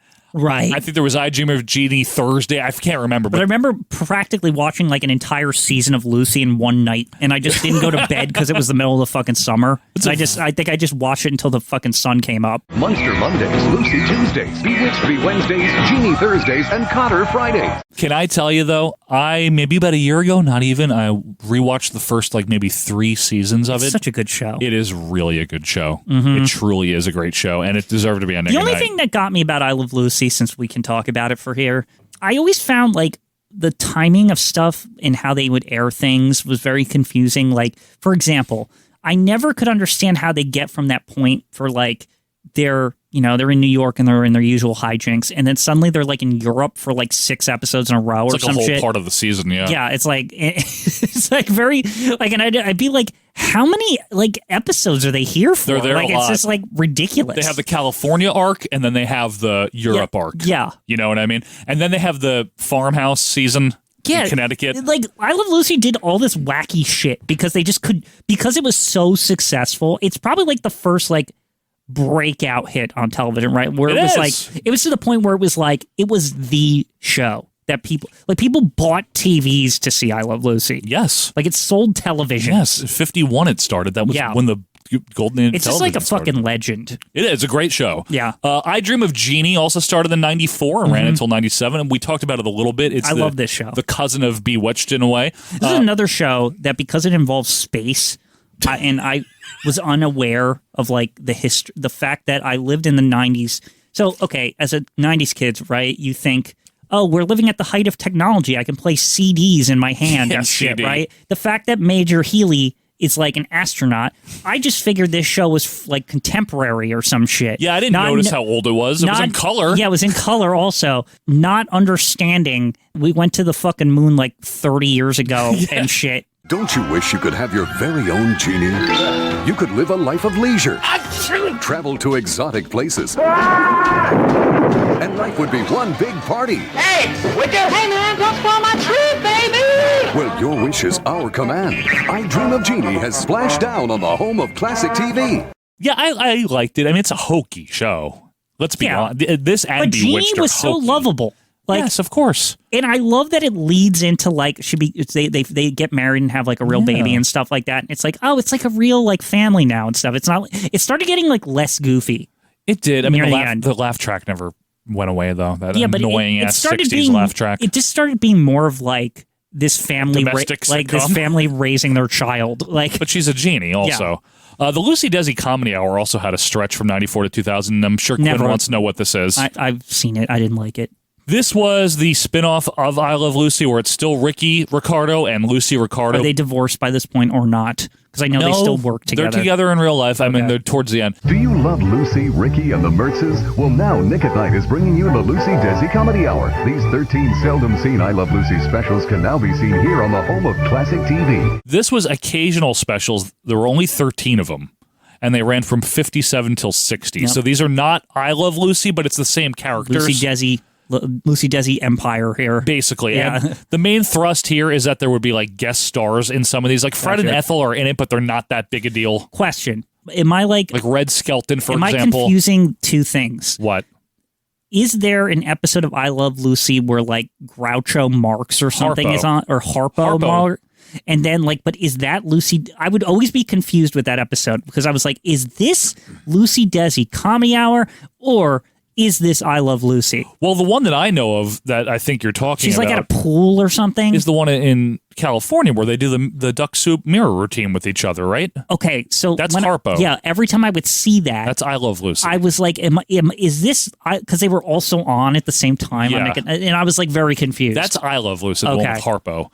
And then also another one, popular program. Now here's where we Taxi. get, this is the first one on this list where we're starting to head into like, we're not too far away. You know what I'm saying? We're in the 80s. I mean, Taxi was 78 to 82. Exactly. So, like, we're getting a little bit closer. And Taxi's a good program. I didn't watch a ton of it, but it's a good show. I liked it. I enjoyed it. Well regarded. Another one, I didn't watch a ton. Familiar with it. It was only on for a year. Now we're in 95, folks. May 95 to May 96. Welcome back, Cotter. I didn't watch much of it, to be quite honest with you. I didn't watch a lot of it. Some shows, there was like such a thing as the Nick at Night death slots where it would be like, oh, it's on at like 2 in the morning or something. Yeah, 100% there was. Also debuting 95 until August of 02, The Munsters. Absolutely, positively love this shit. Tremendous program. Oh my God. This show is great. It's a great show. It's so funny. And they're so nice. I know. That's what always bugged me. The longer I watch it, I'd be like, why is everyone such a dick to them? Like, you know what I mean? Like, they're always like somebody's car breaks down, like Herman tries to help. Helps, yeah. It's like, what the fuck? Like, this is bullshit. It's like he's literally like putting your car back together, and like they're like, fuck that guy, like, and they all run away like in fast motion or whatever. He's a very nice man. Yeah, Herman Munster, and I love the Munsters. I like it better than the Addams Family show from the 60s. Way better than the Addams. I agree with you. I think the performances are better. They were competing shows. They weren't, they were rival shows.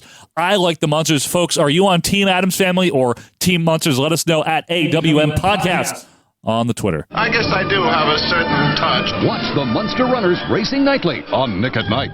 1996. Now here's where we get to, this is some Mary Tyler Moore Empire shit right here. There is. Now let me ask you, first of all, January 20th, 96, is this what you meant by like Lassie's sister show? Yes. Flipper. The aquatic version. Now, I liked it. I fucking loved it. Now, Flipper, Joe, I swear that this shit for years was on in the mornings and not like, and then they moved it to Nick at Night. You know what it is, Quinn? It probably ran on one of our local stations in syndicate, like Pix or Channel 9 or something. Because I remember watching Flipper before I went to school. Yeah, well, because I'm looking at the date here, right? January to April of 96, and that was it. I definitely watched it before 96. And I definitely like watched like fucking every episode of this shit. Yeah, so like to the point where it was like repeating again, and I was like, I saw this one. Like, but if you've never seen Flipper, I don't know where you've been. It's basically Lassie, but with a dolphin. Like that, it's the same fucking show. Same fucking show. Now, did you ever watch this for 2 years? It was on Nick at Night, May of 96 to March of 98. The Betty White Show. Now, question: is she supposed to be connected to her character on Mary Tyler Moore in this, or is she just Betty White? She's just Betty. Well, she's not just Betty White. She's Joyce Whitman. Sorry, but has the show clearly because of Mary Tyler Moore, because it started right after Mary Tyler Moore ended in 77. Gotcha. So it's kind of like, oh, well, Betty White needs something to do, and it was on for like 4 months. Betty White's a national treasure. I know. You know what I mean? Like, why would they not give her a show? Give her a show. That's right, Michael. Yeah. You stand up for Betty White. She was Rose Nyland, you know. By the time I got to high school, the kids had made up this really mean nickname for me just because I had hairy legs. What'd they call you? Rose with the hairy legs. Rhoda, another Mary Tyler Moore spinoff. Love it. Fucking love it. You more than me, yes. Okay, let me explain something to you about go Rhoda. ahead. Who's Rhoda for the fans? Rhoda is Rhoda Morgenstein. She's Mary Tyler Moore's friend. Yes, from Mary Tyler Richards' Moore's friend. show. Yeah. And she's like in the first season, and they like, I don't know, I forget if they like live together or not. If they're roommates or what. I don't remember them Or they're as like roommates. across the hall from each other, some shit like something that. like Anyway, Rhoda, like, she kind of really stood out in the first season of Mary Tyler Moore, right? She was like actually like really funny and Good old stuff. Valerie Harper. Right? And so Rhoda, like, they actually write into the storyline, hey, Rhoda's from New York. She was just like here or whatever. She's moving back home. to New York. So they start up Rhoda, right? I know you want to tell this. This show fucking rules in the first season. So what it's about, right, is Rhoda comes back to New York and she's doing New York things. Yep. And she meets a guy. Yes. And they fall in love. And it's actually like a great story. And like they kind of step through the romance in the first year. Mm-hmm. And they kind of decide at the end of the first season to get married or whatever. That's correct. Right? I don't know if I have my season timing right here. So essentially what happens, they get married. And then within the second season, they realize this was a fucking horrible mistake that we got married. Yeah. And they do like a fucking television divorce, like for realsies. Starting in season 3. And apparently this shit pissed a lot of people off. Like people were like writing in like, you can't do this to Rhoda. Like this is fucked up. Yep. Like they have to get back together. And they didn't. They didn't. And then by the third season of Rhoda, the show is like super fucking different. Yeah, it and is. the season and like the everything tanked and like the ratings. But like I actually enjoy the like gritty late 70s Rhoda a lot. Yeah, it was on until 78. Because it's kind of like it really is emblematic of its time past a certain point. It like really is a nice snapshot of New York City in the late 70s. Yeah, like as nice as you can get. The sights and sounds and like the motifs of the apartments and all that horse shit. And I don't know. I just think this show has a fucking vibe and I like it. I like it, not as much as you do. It also has, this is kind of interesting, two pretty notable voice actors. Julie Kavner, who you might know as the voice of Marge Simpson. She was on this as Brenda. Yeah, the customers vote in each branch, and then the winners compete to become the first security bank girl. And Lorenzo Music as Carlton the doorman. Yes. You might know as the voice of Garfield. This is Carlton, your doorman. Yes, Carlton, what? I'm not accusing you of anything, but you were just down in the laundry room? Yes. Well, I'm not accusing you of anything, but I put something of mine in the laundry basket down there, and the something and the basket are both missing. Aha. Yeah, I know. Garfield and Friends. You're right. So, it has that was absolutely fucking him. You're right. It's Garfield. Oh my God, I totally forgot There's about that. only Yeah. one Lorenzo Music. Oh yeah, no, he sound. It's weird. It's Like just Garfield's Garfield. like her fucking doorman. It is odd. It's Carlton, your doorman. And no one can do that Was impression. he? Did he not? He was definitely not in the first season, right? Oh, I don't know when but he was. Because I remember what would happen is Rhoda would like her buzzer. You'd hear him over the buzzer. You never The really intercom, like yeah. see him. You never see him. Yeah. No.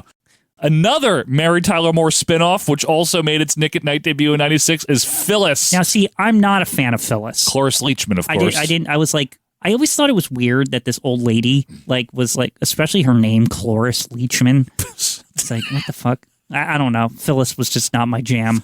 Moving on, The Odd Couple had Love a couple that of show. years. Good show. You Now, can't beat The Odd Couple. Were you based on Neil confused as Simon. a kid if were these guys on that jury in that 12 Angry Men movie? And then they met and But Jack Klugman wasn't in that, was he? I know. I don't know why. You're thinking of Jack Lemmon. You're thinking of Jack Lemmon and Walter Matthau. This is why my brain always connected the two in my head. But wait a minute, Jack Lemmon is not in the original 12 I think it's totally unrelated. I just don't know why.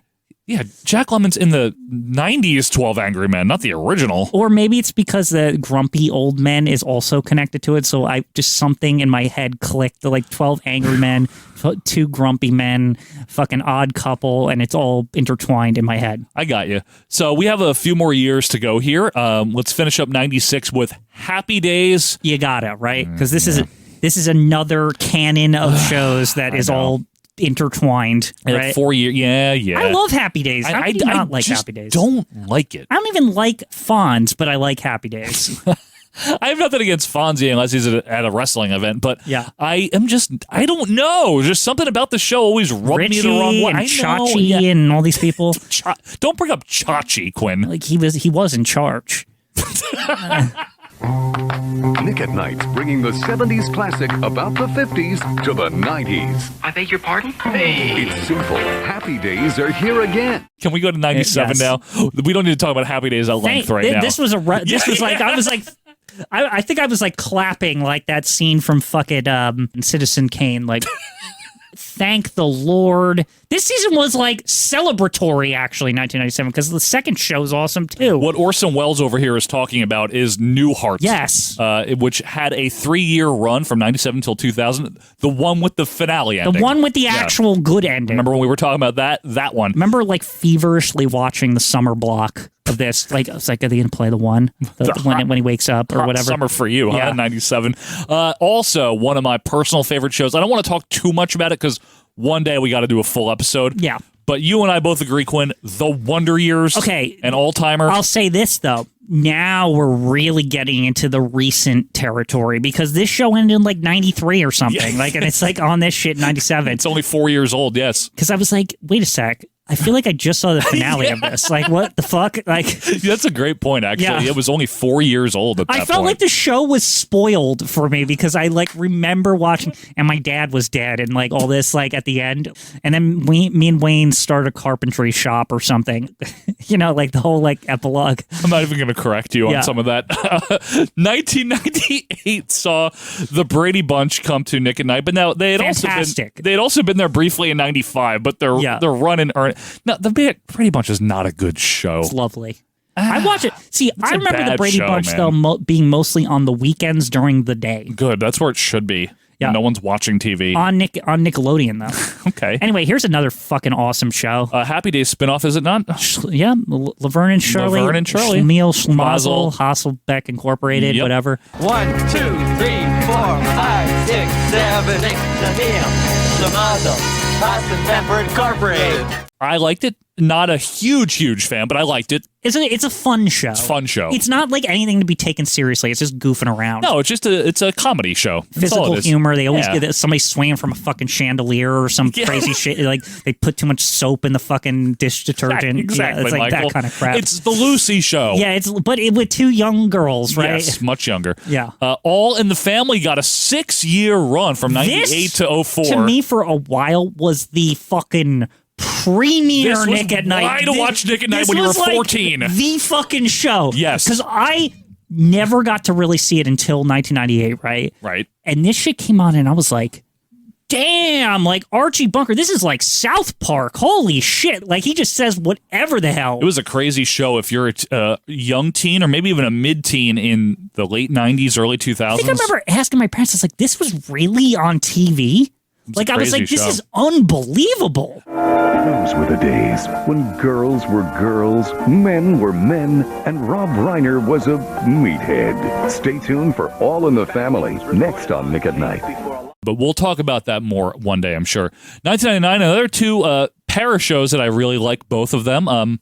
Not as much as All in the Family, but the spinoff, The Jeffersons. Love The Jeffersons. Great show. Now this, interestingly enough, the second show, WKRP in Cincinnati. It's a good program. Great show, but I didn't like the shows. I like the theme song. WKRP in Cincinnati. Sorry, Andrew Rogers. Yeah. Fantastic. Fantastic jingle. But yeah. I probably turned it off usually after that. It's a good show, man. It was a good show. I'd just be like dancing to the song or whatever and just shut it off. In the year 2000, we have the Beverly Hillbillies Could Care Less. I liked it. It was fun. Care less. Fun show. Yeah.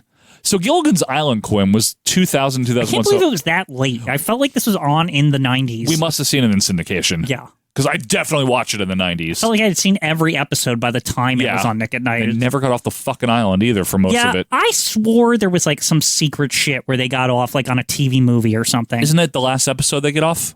No, there's a movie, a TV movie from like 10 years later. There's some weird shit happens. How the fuck do you have a professor with you and he doesn't devise a way to like get them off. Like, you know what I mean? Like, it just felt like, ridiculous. Also, why does everyone have an entire wardrobe just with them other than Gilligan and the skipper? Like, you ever notice that? We could spend an hour talking about the plot holes and inconsistencies in Gilligan's Island. The house just have like an entire house practically. They're rich. But it's outside. Yeah, like, exactly. It's like fucking weird. The Andy Griffith Show, another one, which I know I watched a ton of, so it definitely... I don't mean to watch I it. It didn't just love was this. on. I just didn't like it. I feel like it was on PHL 17, like not even PIX. You know what I mean? It's like, I feel like anyone got the rights to Andy Griffith. It's on fucking everything. Yeah, and you know what? It also is not very good. I don't care what anyone says. Screw Aunt May and all this. Like, What about Don Knotts? What about Barney Fife? Oh, get out of here! Do not. He's better. Besmirch the name of Don Knotts. He's better in Three's Company. Not as good as the Ropers. Mm. You're a Furley fanatic.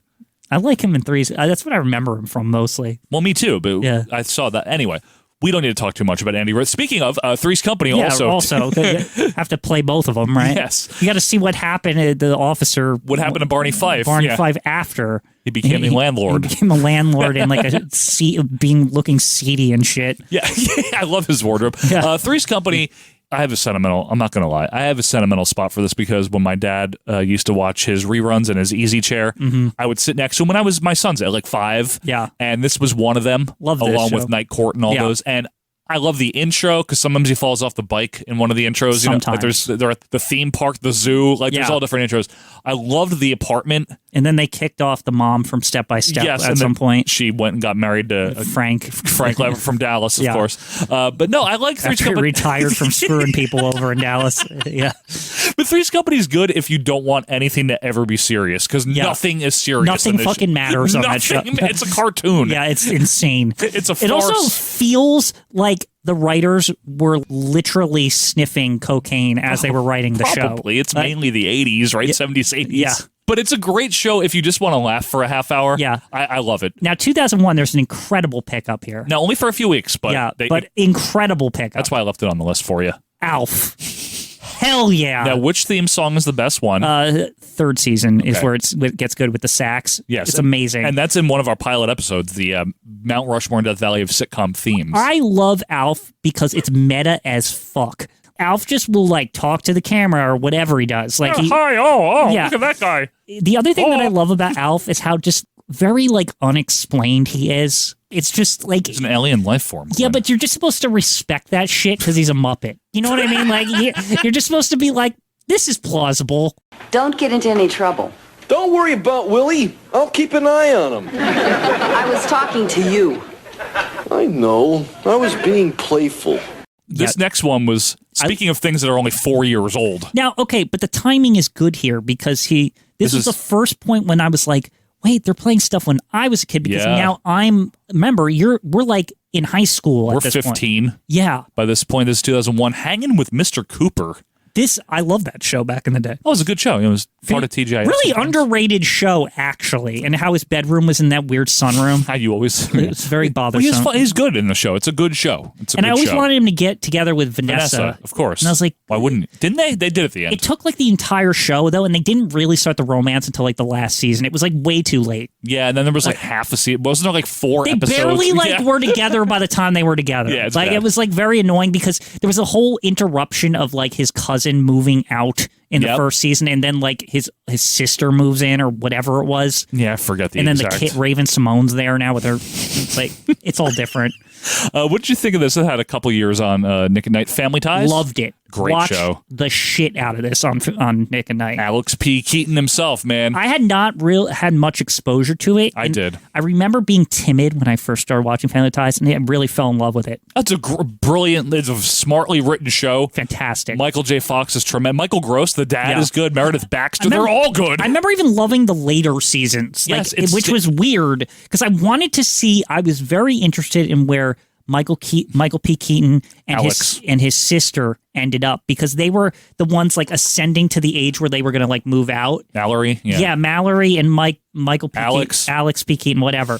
And I was like very interested. I remember feeling by the end very invested. I was like, oh man, what's going to happen to them? And I wish there was like some kind of like spinoff forever. Oh, like I was like, well, he became the deputy mayor.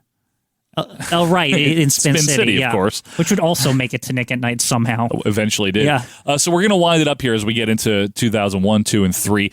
Cheers had a 4-year run, which... listen, we'll talk more about Cheers Epic. one day. Yeah, this was another epic Nick at Night run. Another Mary Tyler Moore tier level. sitcom. Yes, fantastic. And that was all my exposure to Cheers. I watched so much of Cheers. That's where you watched it, was Nick at Night. Oh my huh? God! Okay. And then like when it came to Netflix, I felt like well versed. You had to, right? Yeah. 2002, The Cosby Show began an 8-year run. Another fucking spot where I got to really watch this show. I think I've seen every single one. Every single episode. It feels endless too. There's like so many episodes of that. 8 seasons. Yeah. They're not all good either. And it gets a little dopey towards Some the of end. them are weird, like where the whole episode's just them fucking hanging out. I don't, like some of them are dumb. Yeah. There's some bad episodes They'll of just that like show, randomly let me say. wander into Cliff's office to do something. Yeah, it happens. Like it's just weird. Also, Chachi in Charge had a 6-month-long run. Which, That was interesting just for the exposure of like, because I would always wonder about that show. Yeah, I had never, wasn't on when we were kids. Right. I couldn't find it anywhere. So I watched it definitely. I watched a little bit of it. This is probably my peak, like the early 2000s was like, oh, these are all the shows I missed. Yeah, staying up late, watching shit. Yeah, I get it, man.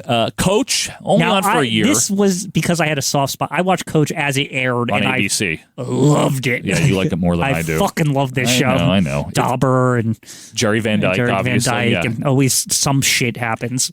Sometimes I play it up, but I actually do like the show. It's a good show. It's a good It's a good show. slapstick. Yeah, it's total fun. slapstick. It's a fun show. Yeah. And then 2003 and beyond here. We're just going to quickly run down these. This These is are like an all-star list here. Yeah, these are all 90s shows. So from February to September of 2003, Perfect Strangers ran. Fantastic. Great. Got to see the movement in the comedy. house again. It was fantastic. It was great. It's Laverne and Shirley, but with men. Yeah, It's the the same show. concept. Yeah. Great show. From September of 03 all the way up to December of 09, Roseanne. This slot was invaluable at revisiting all the Roseanne arcs. Roseannes, yep. Like I remember watching this and being like, God, these episodes, they're so heavy sometimes. I fucking love it. Yeah, especially once you hit season 4, season 5. And Becky, like, with the Mark thing. Yeah, oh my God. And Again, the Fisher shit. We're going to be talking about Roseanne one day, folks. Yeah. There's a lot coming. The reason I keep saying that is because you got to remember, this show is in its infant. This is episode 2. Well, think of this show We have as, so much to do. like a review of the future. Right. That's like what Nick at Night feels like to me. Preview. A preview, yes. Is what it's called. Sorry, I said it backwards. Anyway, what's next on the list here? A fucking Nick at Night juggernaut. 18 years! Because, I mean, this show never gets old. Full House, baby. Yeah. It's fucking good. It only just went off Nick at Night in September of 21. It just recently took it off. Like, it's all time. Is that the longest running Nick at Night show? Holy shit. It deserves It's like nearly 20 years. Because you could just throw it on It's on and Nick fall at Night asleep. longer than it was on regular TV. By a Twice as long, Yeah. Fresh Prince, 04 to 09, and then 14 to 18. Wow. Another great show. That was a great pickup, too. Seriously. Because Fresh Prince, I was spotty on seeing the episodes. Yeah, I didn't watch it. I really feel like I got my most exposure, like where I watched basically the entire show on Nick at Night. I think it's from Nick at Night for me too. Yeah. Home Improvement, which is a sentimental favorite of mine. Sentimental, but you know what? That was a case of I had seen every fucking episode before it even came to Nick at Night. Well, because I saw a lot of them first run on ABC, and a lot of them were rerun on Fox 5 in our area daily. Right. So I saw tons of Home Improvement. Like while it was still on, they were doing reruns. Now here's one that I had no knowledge of and I didn't really watch a lot of. George Lopez, 07 to 20. I think it was like when George Lopez debuted, it was about the time I didn't watch sitcoms as much, so I had like no attachment to this show at all. It's about the time a lot of people stopped watching sitcoms. 02 to 07. It's it was really on. the late period. Yeah, and it's not a good period for ABC either. Right. You know, so like I would have watched this if it was on good. like 3 years earlier or something. Yeah, you would have. Yeah, you know, I would have eaten that up. I think it's a good show. I mean, it's not my it's not a favorite, bad but show. It's a good That's show. not what I'm saying. I'm saying that like I just had no exposure to it. Gotcha. A 6-month run began in 07 in April and This ended is a in weird October. idea because when I was a kid, this is America's Funniest Funny Home Videos. I watched this and I felt like it was live for some fucking reason because it was in front of like a crowd or whatever. And I was like, oh, are they just like everyone gathers on Saturday nights at ABC Disney Studios to like watch fucking tapes of people on them? Hey, it was a very popular show. Another one I want to talk about It's more. still on. the 100th host It or is, whatever. right? I don't Yeah, know. I think you're right. They just replaced Bob Saget 50 times at this I point. know. You can't replace him, though. Yeah. Family Matters got a run on Nick at Night from June of 2008 to December of 2012. Fantastic program. I don't know care about what you say. We'll talk again. Yeah. And then I just wanted to bring this up just to give you an idea. This show ended in 2005. It is a very quintessential It's actually, 90s they waited show. 10 years. I'll give them that. Everybody Loves Raymond. Yeah. And the reason I'm picking that as the last one to go over here is because when you think about where we started with Nick at Night, we were talking about shows that were 30 and then eventually 40 years old. And it obviously, as time goes on, it's going to narrow, but it is just crazy to me, and it started getting crazy in the 2000s when shows that I watched when they were new, like Roseanne. And you watched all of it? Yeah. Like Roseanne, for example? Everybody Loves Raymond and Home Improvement and all that. When they were then on Nick at Night, it made me feel old. Yes. This is, I mean, definitely the 2003 and beyond era is like the, wow, I've seen all of these shows. Yeah. Like, what the fuck? And now there's no like wacky weird shit anymore that I've never heard of. And now it's already taken the next step where there are shows that are on Nick at Night now or recently that are after our time that we never even saw them new because we're not watching with TV. George Lopez as an example for me. That's an early example, yeah, but like, How I Met Your Mother, I didn't watch a ton of. I know of it, you know what I mean? But like, correct me if I'm wrong, but in this Beyond period, was there a time when they showed like fucking Veronica's Closet and some of the weird, like Caroline in the City and all that bullshit? I don't know about Veronica's Closet. I think there was like the think weird. You're right about Veronica's Closet or Watching Ellie or one of those. It was like where they started to pick like the B tier NBC like Thursday night the stuff that was on at like 9:30, like not the good slot. Like, and you're like post 9 o'clock. Yeah, it's like what's going on here? Like the slot where we hope we don't lose too many people. Like Mad About You was on forever on Nick at Night. It was. Yeah, no, it was. It's like, are they just gonna have a baby yet? Like, when's it happening? They do though, right? Mabel or something. It's like the last episode or something. Like where they finally like it takes like because remember that was the ongoing like struggle in that show. Yeah. Well, folks, we hope you didn't find this a struggle as we went through all of this here with the Nick at Night lineup. Again, this is not an all-encompassing, exhaustive list. It's just a sampling of some of the shows. To wrap it up here, though, the whole point that I think we started on and I want to end on is that for such a long period of time in my childhood and my formative years and into being a teenager in my early 20s, even with some of these shows like Roseanne and Full House and Home Improvement, Nick at Night just captured a certain place in my heart for comfort. Yes. And I think also, before we get out of here, I just want to mention two other things. They kind of are credited with introducing the concept of marathons and binge watching because absolutely no one had been doing that on cable before them. You nailed it with the Summer Block Party. That was the first time I remember where it felt like you could watch an entire season of a show in a night. Yeah. If you chose to do that. I remember watching like a shit ton of Jeffersons one day in 99 or something, you know what I mean? I felt like and Maude. I swear I watched the entire like 5th season of Roseanne in a night once. They might have played it. It's like the weird one where like Jackie tries to seduce David in one episode and like don't bring that up, please. And there's like a Mrs. Robinson scene at the end. Please don't talk about that, Quinn. We don't need to get into that. There's young ears listening. Yeah.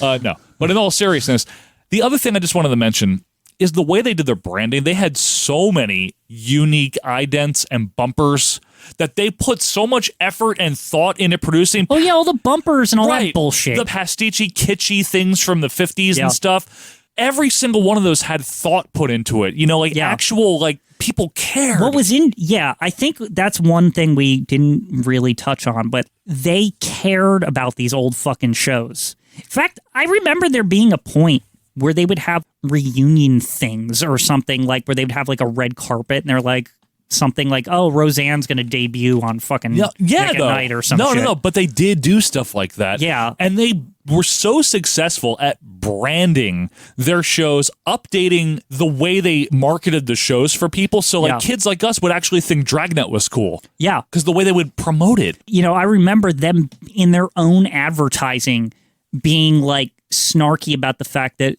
oh, we only show reruns and we like brag about it or whatever the fuck they would say. Like, you know what I mean? They did stuff like that. Yeah, they would like make fun of themselves because it is just a bunch of fucking reruns at the end of the day. That's all it was, but they were so good at presenting those reruns. And I think that's one of the reasons why it's left a special place in the hearts of so many kids that grew up, you know, in the 80s and 90s. And obviously, Nick at Nite had its spin-off TV Land, which we're not going to talk about now. Got its own channel. It was so damn good. But it's got its own channel. So I think overall, what we want to hear from you guys is what are some of your Nick at Nite memories? What are some of the shows maybe we didn't talk about? Because, again, we intentionally didn't cover every single show. What are some of the shows we missed that maybe you really liked? Why is Quinn right about Family Matters? Let us know. It's fantastic. Did you watch the Donna Reed show? I'd really like to find that Nobody one out. watched that. Or that Susan, whatever that was. Yeah, the Susie McNamara thing. Yeah. One way or another, the Ann Southern show. Yeah. One way or another, folks, we really thank you for being with us here this week for Acid Wash Memories, as we've talked about Nick at Nite. We will be back 1 week from now to talk about something completely different. We'll see. We will see. Until that time, be sure to follow us on Twitter at AWM Podcast. Give us a follow there. Tweet at us there. And also join our Facebook group. Just search Acid Washed Memories on Facebook and join the group. Until that time, though, have a very, very good week, whatever you're doing with it. My name is Joe Murata. That is Michael Quinn. And we'll see you next week. See ya. Like what you heard? Be sure to leave a review and subscribe on your favorite podcast app. We will see you next week.